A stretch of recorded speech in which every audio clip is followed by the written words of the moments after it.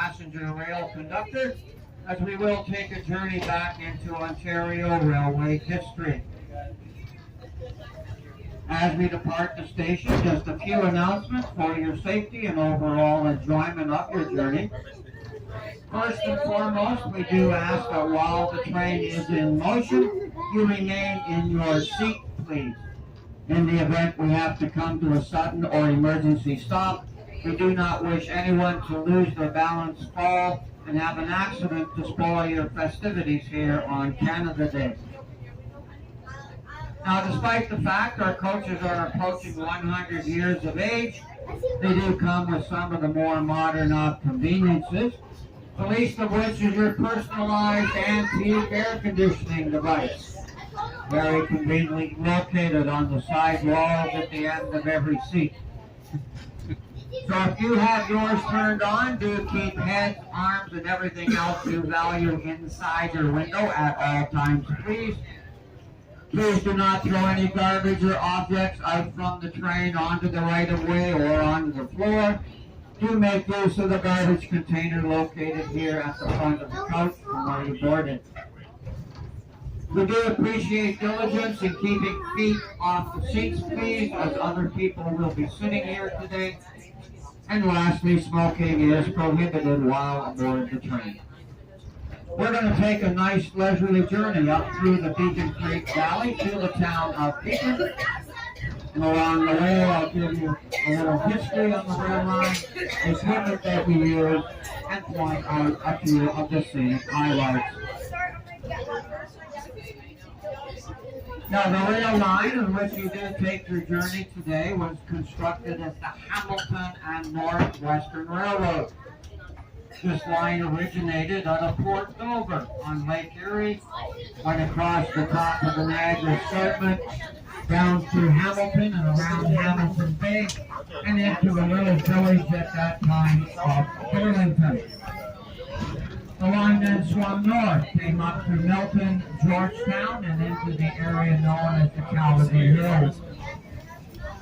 Winding its way through the valley, it went through picturesque little towns such as Glen William, Terracotta, Englewood, Belgrade, and arrived here in the spring of 1878. It pushed north up to Beacon, as I mentioned, and just north of Beacon, the line split into two parts. The northwesterly branch went across country over to Alberton, and then swung north to end on the shore of Georgian Bay in the town of Collingwood. The northeasterly branch went across through Cookstown, Thornton, and ended on the shore of Lake Simcoe in the little farming community called Allendale, which today is basically downtown Barrie. The following year, they extended the rail line north all the way to North Bay, its final destination. Now, this rail line was important for the opening of central agricultural Ontario, but it was very important at that time to the town of Collingwood. At that time, Collingwood was known for its Great Lake shipbuilding industry. They had two big dry docks there for the construction and maintenance of the iron and steel used in the construction of the ship came from the steel plants in Hamilton and shipped by their side to the dry dock in Collingwood. It was equally important for the early growth and development of the city we now call Barrie to make it the economic center of central Ontario as it is today. Now, by 1895, the railway was in very bad financial difficulties and was taken over by the then Grand Trunk Railway, which in turn went bankrupt in 1915. In order to continue the important rail service to the communities, the federal government came in, took over from the same financial problems, and created the nucleus of what we now call Canadian National Railway.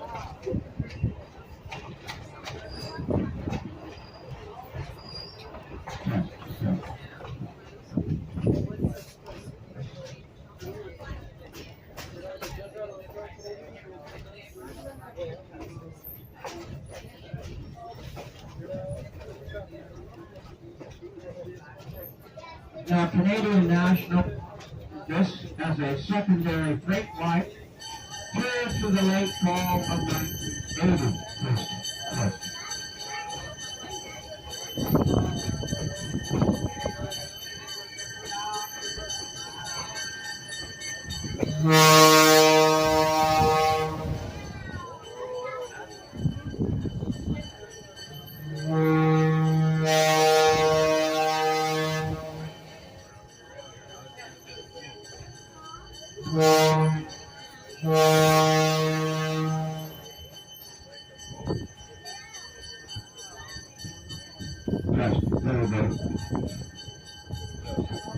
Try plugging it in, see what happens.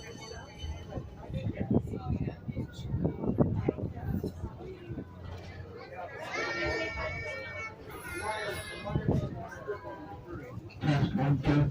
Yep, okay. Now, Canadian National operated this line through to the late fall of 1980. By then, most of the industries on the line had either closed or changed over to transport trucks for shipping their products in and out of their factories. So the line was losing money, so Canadian National closed the line down between Georgetown and Derry and applied to the federal government to abandon the rail line.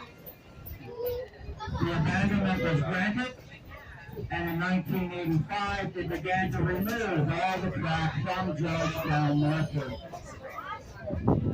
But they did stop here in Tottenham, for by then our local Chamber of Commerce had bought the 5-mile track from here to Tottenham to preserve it for some form of future rail transport, thus allowing us to operate our trains as we do today. Now, the equipment had been collected in the early 1970s, was in various locations around the Toronto area. It was assembled into a rather special and unique train, and courtesy of Canadian National, was taken up a main line to Derry and then brought back down this line, as the tracks from here to Derry were still in place at that time. And anyone else that might be stopped for the train.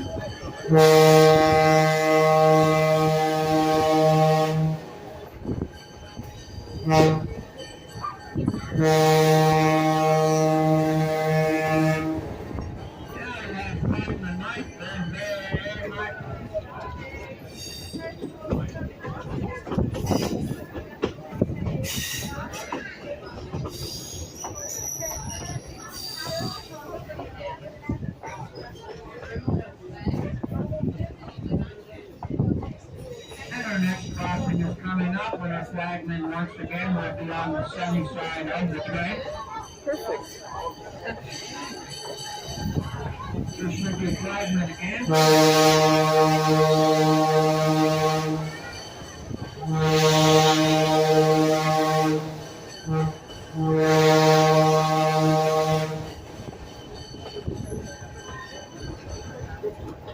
There's the flagman Andrew, there's there. You want that job. Volunteer. I don't care. I'll do it. Now, the thing you see the most, of course, is what you are riding in today, our passenger cars. Our first car here with the red seats is car 821. And this coach was built in 1928 by the Canadian Pacific Railway. It is known as a heavyweight day coach, 4 journeys of short duration. And in 1960, this car was put into commuter rail service out of Montreal, Quebec, until it was retired in 1972 and donated to us for future preservation. This coach is... And we now go underneath the bridge.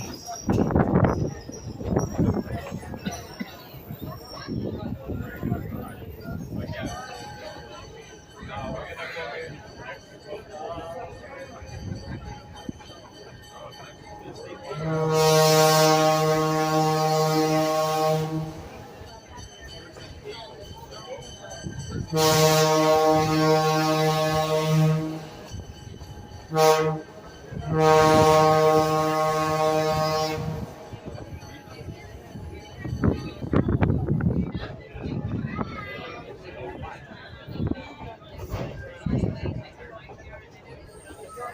now welcome you to an area we call Turtle Flats.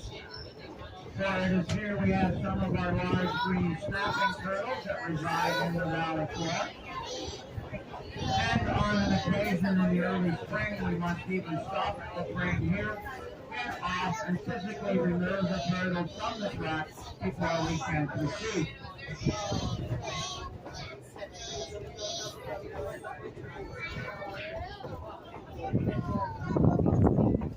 So coming down on the right-hand side again is the mighty Beaten Creek one more time. Along this approach, we keep your eyes open to see if you can find Fred. Fred is the name we've given to the largest of all the turtles. He's about 2 feet across the shell, and that makes Fred very old. We catch him up on the embankment of one of the rocks enjoying the day's sun. But he is shy. He does feel the vibration of the approaching train and disappears on us before we get to him. We had him twice yesterday. Maybe on a routine Jimmy. Now I think most of you have been down to Niagara to see the big waterfall. You're all familiar with the Grand Canyon in Arizona. We're about to go over our one and only bridge. And our bridge spans the mighty Pigeon Gorge. This spectacular sight is little well known, as you can only view it while you're riding on the train. But as you now approach the bridge, I must give you a fair word of warning. If you have the slightest fear of heights, then look down.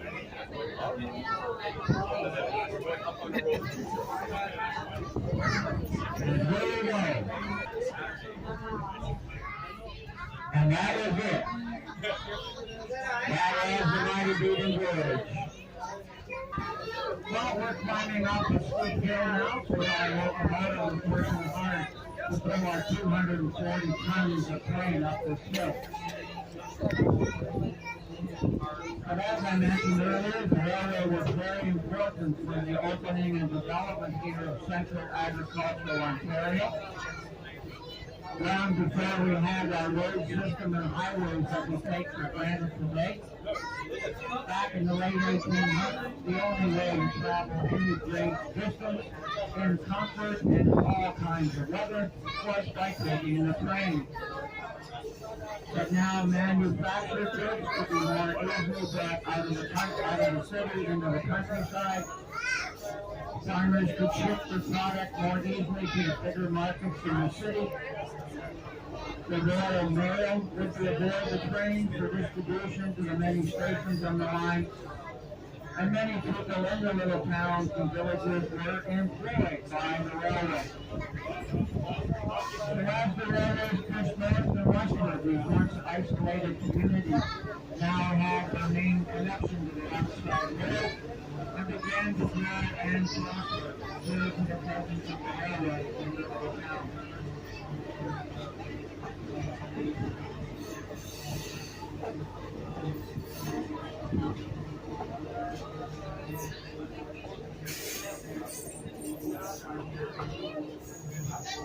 Now we'll be coming to the top of the hill in just a few moments. And when we do, we'll pass the location of the former station stop that used to be here.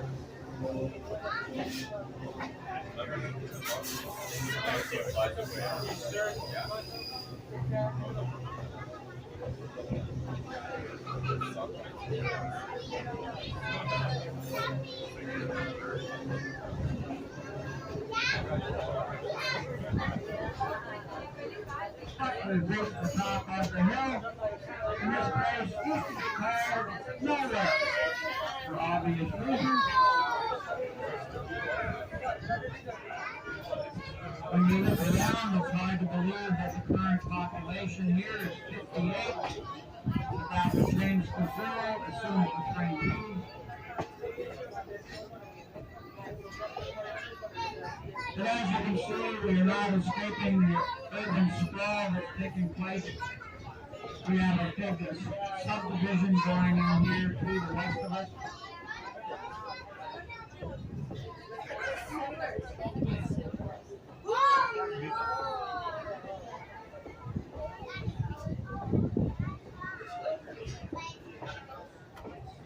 Well, we've now just crested over the top, and we're going to begin our descent on the other side of Nowhere Hill, as we're about to enter the agricultural town of Tottenham, our destination this morning.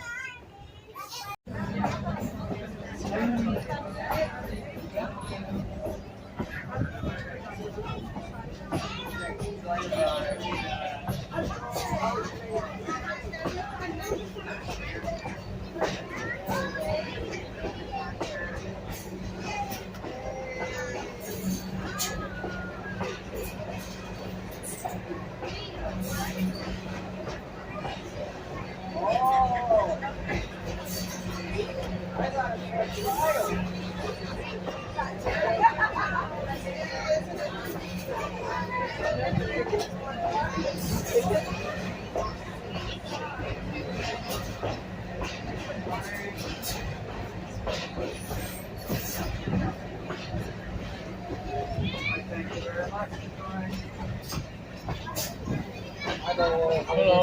Good. Quick question. Yes, sir. You have a steam engine. We have two. Two. They're going to be operational. The one that we have will be next year, we anticipate. It's currently undergoing some major renovations and whatnot, so hopefully by next spring. Okay. It ran until the end of October last year. Right. But it has to have its 10-year annual inspection. We have to take everything apart, the boiler, and everything. Okay. It's major work for us. Fair enough. Okay.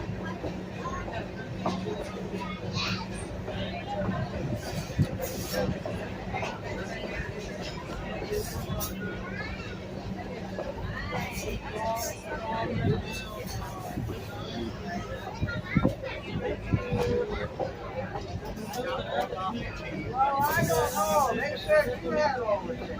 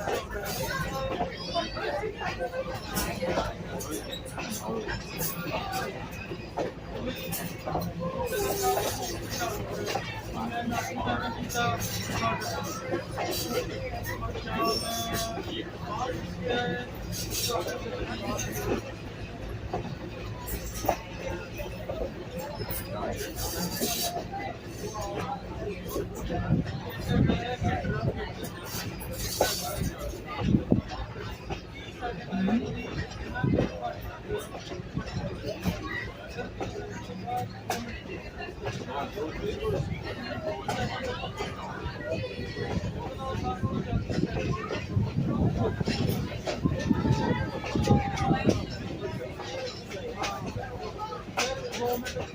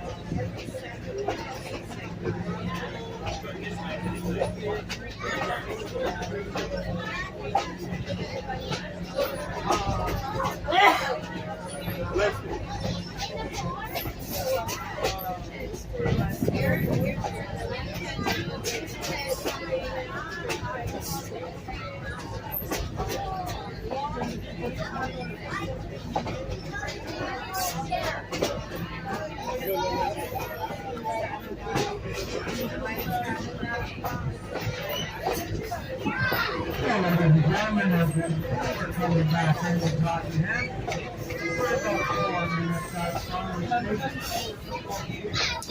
Please make sure you have all your personal belongings before you do exit of the train. Now you may have noticed when you bought your ticket that our station seems to be very strangely decorated this morning, and that is because we are preparing for our special event in 2 weeks' time. On Saturday, July the 13th, Sunday, July the 14th, we're going to present our very first ever in the South. As you can see, we've decorated the station appropriately. Next weekend, we will decorate the coaches, the lights, and other decorations. And we even have the Jolly Fat Band coming down from the North Pole to visit with everybody aboard the train. So if you are interested in this special event, please check out our website, simcoerailway.ca, and make your advance reservations for Christmas and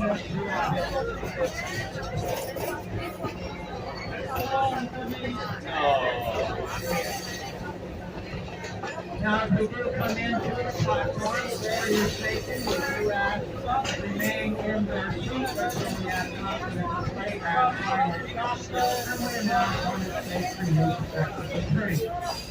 As you do so, there's caution on the narrow street of stairs, including the handrail provided, and those with smaller children, we strongly encourage you to hang on to the hands of the little ones up and down the street stairs, so you have no accidents with bodies specifically for the remainder of the day. And on behalf of all the volunteers, we thank you for coming out and guiding with us today. We wish you all a very happy Canada Day and enjoy celebrations for the remainder of the day. And I'm sure we'll see you back again at the Simcoe Railway at some time. You take care of each other. So long, everybody.